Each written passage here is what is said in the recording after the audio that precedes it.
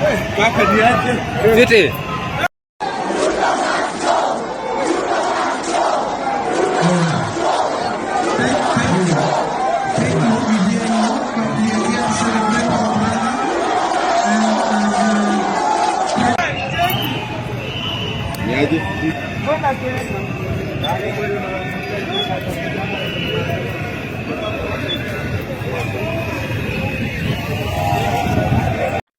Hello, everybody. Welcome to Promo TV, your source for the latest and most significant stories shaping our world. And today we dive into the Gen Z Maandamano protest in Kenya. The Gen Z in Kenya is a powerful movement driven by economic, political, and social grievances. So join us as we explore what has been happening in Kenya and what has resulted to the Gen Z revolution in Kenya. So let's dive in. One of the primary drivers of the Gen Z protest in Kenya is economic hardships. There's economic hardship in Kenya, and there are high rates of unemployment, and the living cost is rising, and young people in particular are feeling the burden of these economic challenges, with many recent graduates struggle to find jobs, and those employed often face low wages and precarious working conditions. So the high cost of living, including soaring prices for basic necessities like food and housing, have caused a lot of frustration, and young Kenyans are demanding for better economic opportunities, fair wages, and more support for small businesses and startups. And they are calling for comprehensive reforms to address systematic issues like corruption, mismanagement, which they believe is hindering their economic progress.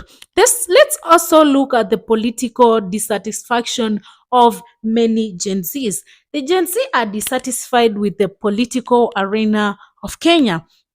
So this is another significant factor that is fueling the Gen Z Mandamano. And many young Kenyans feel delusioned with political system, which they see as corrupt and unresponsive to their needs. And despite Kenyan relatively stable democratic framework, issues like election-related violence, alleged electoral fraud, and political nepotism have eroded trust in the government.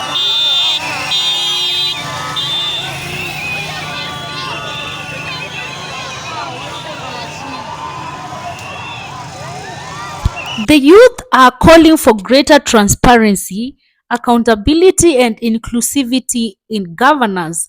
They demand that political leaders address issues like police brutality, which has been a recurring problem, especially during protests. The use of excessive force by police during demonstrations has often led to injuries and fatalities, further fueling anger and resentment among.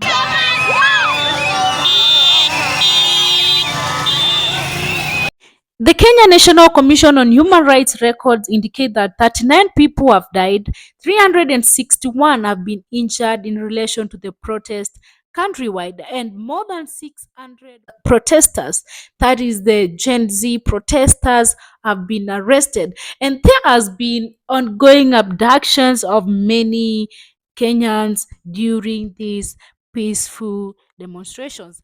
And President William Ruto has called for a dialogue with the Gen Z youth, and the youths seem to incline this request by the president. They don't seem to be willing to do a dialogue. They are saying that they don't have to do a dialogue because their issues are in public. Everything is in public. So they have come up with many demands and requests they want the president to fulfill.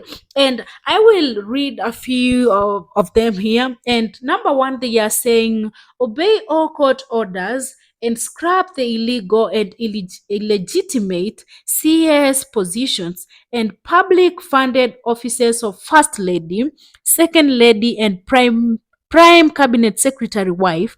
Redirect these funds to employing teachers, and doctors. That is the first demand they are giving. They are saying that there are those positions which are illegal and illegitimate that should be scrapped, and that money instead should be used for the employment of teachers and doctors. And they are also saying that scrap the useless housing levy and publish proper audit of the money that has been used the last 1 year and refund all the contributions. And the demand number three is that they need proper and detailed audit of the national debt. They want that debt in public. They also want all government officials with criminal records and integrity issues to be sacked, starting with Mithika Linduri for the fake fertilizer. They also want full restoration of Linda Mama program and total scrapping of the oppressive SHIF. SHIF is a health scheme that replaced NHIF. And they also want, number six, they are saying, constitute the IEBC within the next 30 days to facilitate our move to recall all rogue MPs and hold fresh elections. Number seven, their demand, obey court orders and cancel all plans to take our police force to Haiti and recall those deployed immediately. We have seen that last week there are 400 policemen who are deployed to Haiti. They want these policemen to be recalled immediately.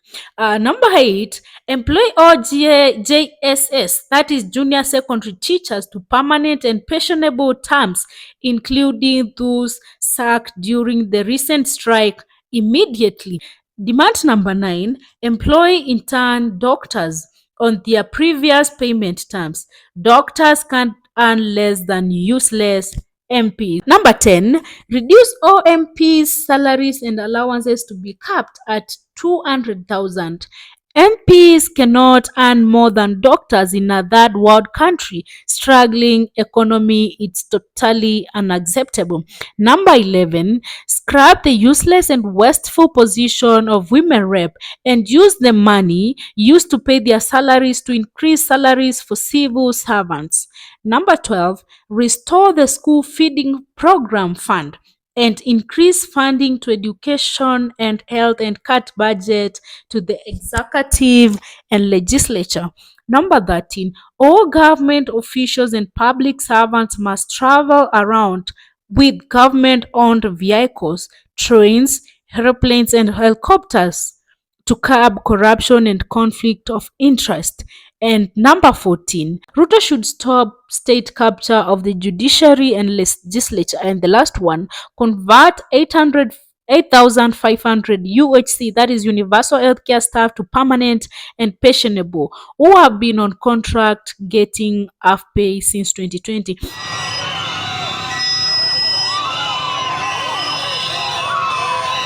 And those are some of the demands that the Gen Z, together with the millennials and all citizens in Kenya, want to be fulfilled by President William Ruto. You've been wondering why, despite the withdrawal of the finance bill, the Kenyans Gen Z have been back to the streets. It's been 3 weeks of demonstrations.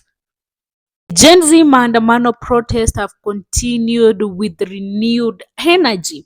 The withdrawal of the controversial finance bill, which was one of the initial triggers for the protest, did not quell the unrest.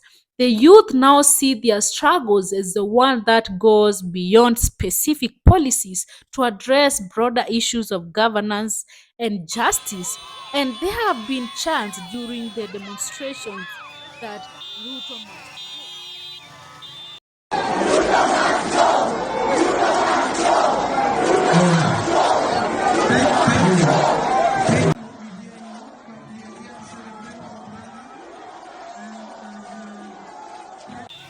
This slogan shows the frustrations of the Gen Z who wants accountability of the government. So the Gen Z Maandamano protest, marked by the tragic events in Githurai and Rongai, have become a powerful symbol of youth activism in Kenya. These incidents have shown a generation that is determined to fight for their rights and a better future. As the protest continued, the government's ability to address the root causes of the unrest and engage constructively with the youth will be crucial in shaping Kenyans' future. And the determination of the Gen Z in Kenya offer a hope for more just and a democratic society. What are your thoughts on the Gen Z movement in Kenya? Do you think a dialogue will solve all these problems? Or what are your thoughts on this? Comment down below. Stay tuned to news update for more developments on these and other significant stories shaping our world.